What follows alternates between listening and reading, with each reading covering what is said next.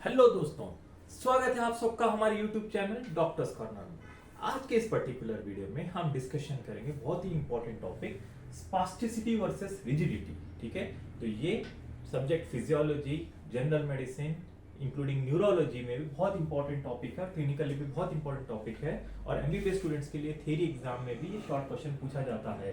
Spasticity क्या है, rigidity क्या है। ठीक है, तो ये दोनों कंडीशन में जो है मसल टोन बढ़ जाता है। अब मसल टोन क्या है, तो जो भी रेस्टिंग कंडीशन में थोड़ा सा टोन होता है मसल में, यानी कि resistance offered by the muscle by to the passive movement, it is called as muscle tone, जो इंग्लिश में डेफिनेशन है।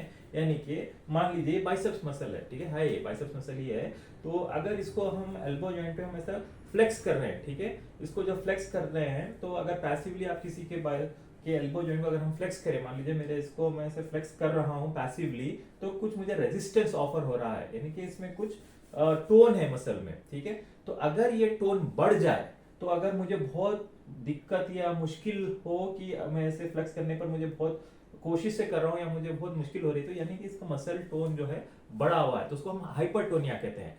तो हाइपरटोनिया में डिफरेंट टाइप्स के हाइपरटोनिया होते हैं, जिसमें से एक स्पास्टिसिटी है, एक रिजिडिटी है। ठीक है, तो ये जो है डिफरेंट न्यूरोलॉजिकल पाथवे पे अफेक्ट करता है। तो एग्जांपल, स्पास्टिसिटी जो है ये होता है लीजन्स ऑफ पिरामिडल ट्रैक्ट, यानी कि कॉर्टिकोस्पाइनल ट्रैक्ट। तो इसमें हमें स्पास्टिसिटी देखी जाती है। तो अब मैं आपको धीरे धीरे इसका बता दूंगा डिफरेंसेस। तो पहला डिफरेंसेस देखिए, ये है lesions of pyramidal tract.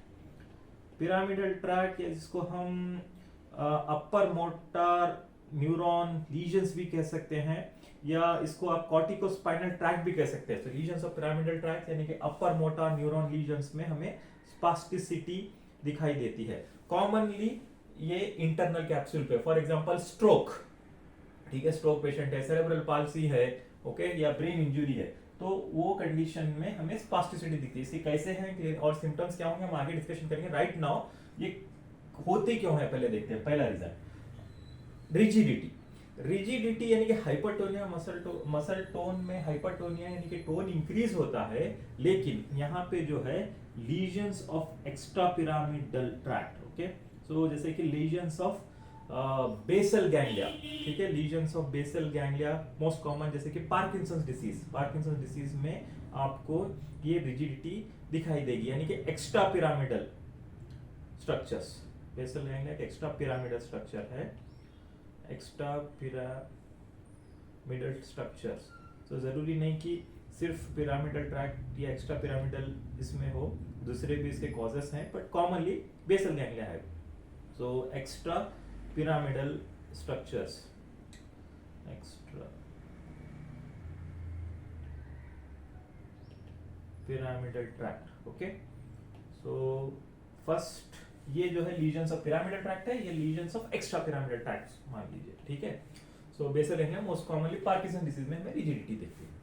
Secondly, ये स्पास्टिसिटी जो है वन ग्रुप ऑफ मसल्स को इन्वॉल्व होती है, तो यानी it involves only one group of muscles, one group of muscles यानी कि जैसे कि आप ये देखिए हमें फ्लेक्सर ग्रुप्स है बाइसेप्स के, बाइसेप्स कंपार्टमेंट, जो फ्लेक्सर कंपार्टमेंट में बाइसेप्स आता है, यहाँ पर जो ट्राइसेप्स मसल है एक्सटेंसर ग्रुप है, सिमिलरली लोअर लिम्ब में, तो उसको हम एक मसल ग्रुप एगोनिस्ट होता है, एक एंटागोनिस्ट होता है, तो या तो एगोनिस्ट अफेक्ट होगा या तो एंटागोनिस्ट होगा, साइमल्टेनियसली दोनों नहीं होंगे। यानी कि अगर फ्लेक्सर कंपार्टमेंट अगर अफेक्टेड है तो एक्सटेंसर कंपार्टमेंट यहाँ का अफेक्टेड नहीं रहता है। तो यूजुअली जब ये पिरामिडल ट्रैक्ट इन्वॉल्व होता है तो involves only one group of muscles, either agonist या एंटागोनिस्ट, ठीक है, involve only one group of muscles, that is agonist और एंटागोनिस्ट, ठीक है। लेकिन रिजिडिटी में दोनों ग्रुप ऑफ मसल्स इन्वॉल्व हो जाते हैं,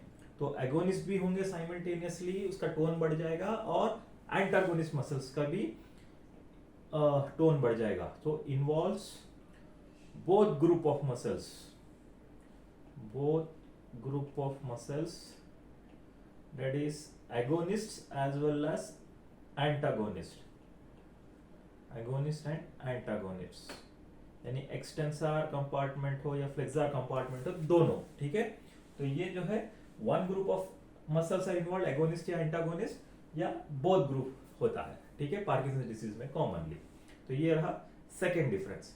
अब थर्ड डिफरेंस देखते हैं स्पास्टिसिटी और रिजिडिटी में, तो बहुत इंपॉर्टेंट है। तो स्पास्टिसिटी में जो हाइपरटोनिया या इंक्रीज मसल टोन होता है, ये वेलोसिटी और डायरेक्शन डिपेंडेंट होता है, या वेलोसिटी और एम्पलीट्यूड डिपेंडेंट भी बोल सकते हो आप, वेलोसिटी एंड डायरेक्शन डिपेंडेंट।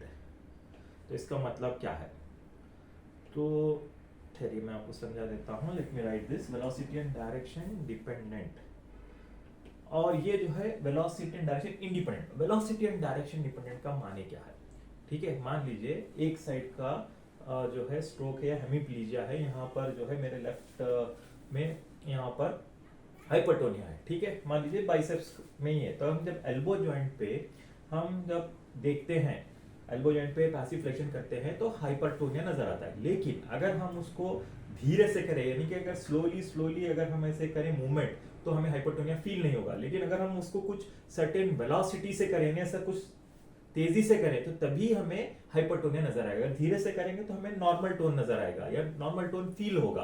तो ये है वेलोसिटी डिपेंडेंट, यानी कि कुछ स्पीड पर ही, ये पर्टिकुलर स्पीड पर ही अगर आप मूवमेंट पैसिव करें तभी आपको हाइपरटोनिया दिखाई देगा, वरना नॉर्मल टोन नजर आएगा। तो ये वेलोसिटी डिपेंडेंट। उसी तरह डायरेक्शन डिपेंडेंट, ओके, जैसे कि अब ये सुपाइनेशन या प्रोनेशन है, ठीक है, यहाँ पर तो अगर आप जब सुपाइनेशन एंड प्रोनेशन कर रहे हैं किसी पर्टिकुलर वेलोसिटी पे और पर्टिकुलर डायरेक्शन में, फॉर एग्जांपल प्रोनेशन में आपको मान लीजिए आपको हाइपरटोनिया नजर आ रहा है लेकिन सुपाइनेशन में नहीं आ रहा है, फ्लेक्शन में हाइपरटोनिया नजर आ रहा है लेकिन एक्सटेंशन में नजर नहीं आ रहा है, ठीक है, या फील नहीं हो रहा है, नजर नहीं यानी कि फील नहीं हो रहा है। सिमिलरली अगर हम रिजिडिटी में देखें तो ये जो है इंडिपेंडेंट होता है, यानी कि वेलोसिटी एंड डायरेक्शन डिपेंडेंट नहीं, इंडिपेंडेंट, यानी उसके ऊपर इंडिपेंडेंट डिपेंड नहीं होता। आप धीरे से भी अगर करो या जोर से, यानी कि ज्यादा वेलोसिटी से अगर आप फ्लेक्स करो या कोई भी मूवमेंट करो, तभी आपको हाइपरटोनिया नजर आएगा। आप स्लो भी करोगे तो हाइपरटोनिया नजर आएगा, ठीक है। तो ये टाइप जो है रिजिडिटी होगी। हाँ, और किसी भी डायरेक्शन में करो आप, फ्लेक्शन करो, एक्सटेंशन करो, प्रोनेशन करो, सुपाइनेशन करो, या कोई भी डायरेक्शन या कोई भी एंगल में आप अगर टेस्ट करोगे तो मसल हाइपरटोनिया नजर आएगा, ठीक है। तो ये वेलोसिटी डायरेक्शन डिपेंडेंट होता है, ये वेलोसिटी है डायरेक्शन इंडिपेंडेंट होता है, ठीक है। उसी तरह नेक्स्ट डिफरेंस है इसके एग्जांपल्स, बहुत इंपॉर्टेंट है।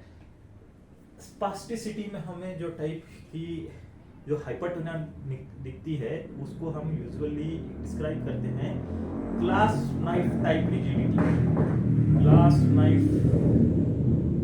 Type of rigidity.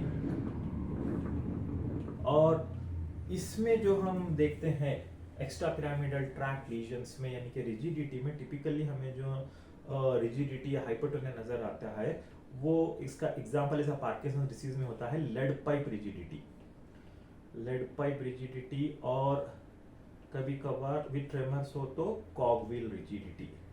Examples rigidity, ठीक है, ये एग्जांपल्स नहीं है। तो क्लास 5 टाइप ऑफ रिजिडिटी का मीनिंग क्या है, ठीक है, जैसे मैंने आपको already upper motor neuron regions में हमने ये डिस्कस किया था, फिर भी आपको अभी बता दूं। क्लास 9 यानी कि जो नाइफ होती है, जो ऐसे फोल्ड करी हुई होती है क्लास नाइफ, तो उसको अगर हम स्टार्टिंग अगर आप खोलेंगे तो आपको बहुत मुश्किल लगेगी, यानी उसको ज्यादा ताकत लगेगी खोलने के लिए, यानी रेजिस्टेंस ज्यादा होगा। तो जैसे ही कुछ एंगल तक खुल गया उसके बाद रेजिस्टेंस कम होगा और इजीली खुल जाएगी, ओके।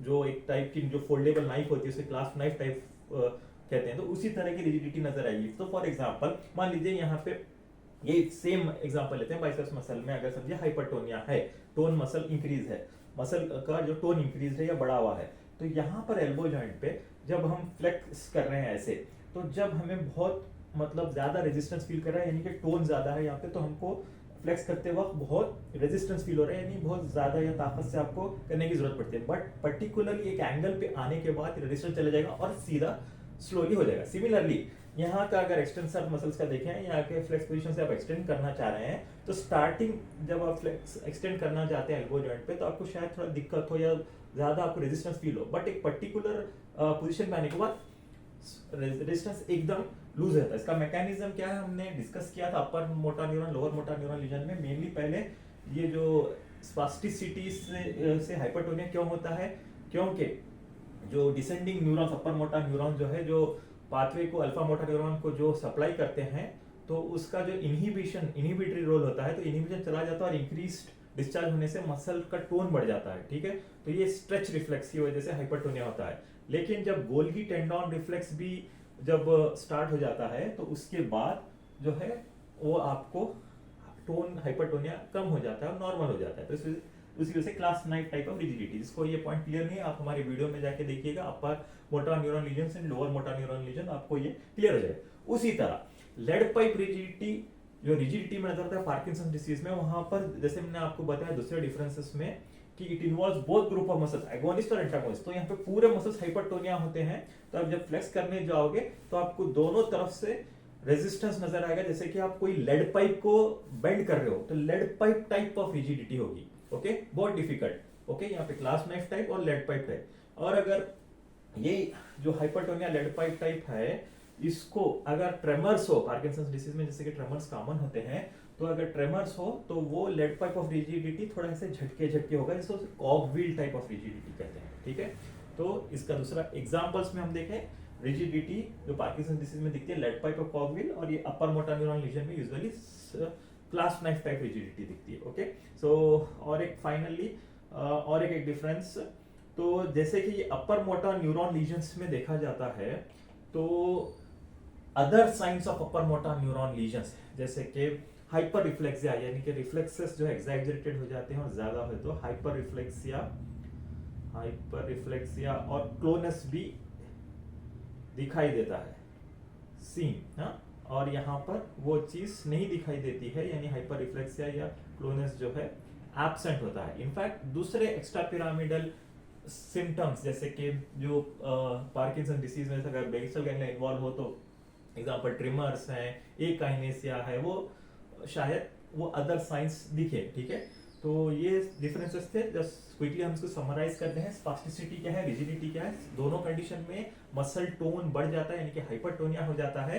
लेकिन उसमें डिफरेंसेस क्या है, ये स्पास्टिसिटी मेनली होती है पिरामिडल ट्रैक लीजन्स, यानी कि अपर मोटर न्यूरॉन लीजन्स या कॉर्टिकोस्पाइनल ट्रैक, वेयरएज रिजिडिटी जो है ये लीजन्स ऑफ बेसल गैंग्लिया, यानी कि एक्स्ट्रा पिरामिडल स्ट्रक्चर्स के लीजन्स से होती है, ठीक है, रिजिडिटी।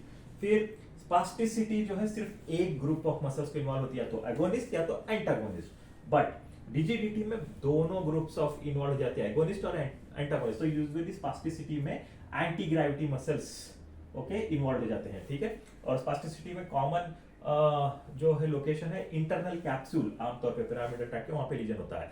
और स्पास्टिसिटी वेलोसिटी और डायरेक्शन डिपेंडेंट है, whereas rigidity just velocity and direction independent, यानी कि पर्टिकुलर स्पीड पर ही आपको या पर्टिकुलर वेलोसिटी पर ही आपको जो है हाइपरटोनिया नजर आएगा या फील होगा।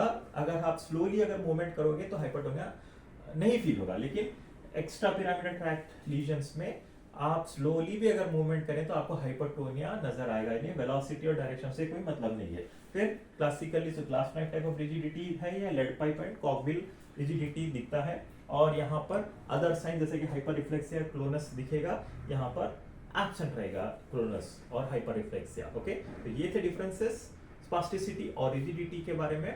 सो अगर आपको हमारा ये वीडियो पसंद आया तो प्लीज लाइक करिएगा और शेयर करिए, और हमारे चैनल को सब्सक्राइब करिए और नोटिफिकेशन बटन को भी ऑन कर दीजिए। तो धन्यवाद।